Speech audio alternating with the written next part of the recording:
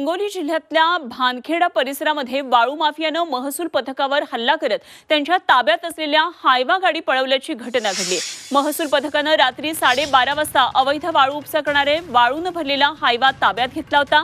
मात्र हायवा गाडी पोलीस ठाण्यामध्ये घेऊन जात असताना 6 वाळू माफियांनी महसूलच्या पथकाला दगडानं मारहाण करून वाळूने भरलेली गाडी घेऊन पसार झाले। या घटनेचा व्हिडिओ समोर आला असून वाळू माफियांना किती मस्ती आलेली आहे आणि यांना नेमका कुणाचा वरद हस्त आहे अशी चर्चा रंगली आहे। या प्रकरणात 6 जणांवर गुन्हा दाखल करण्यात आला आहे।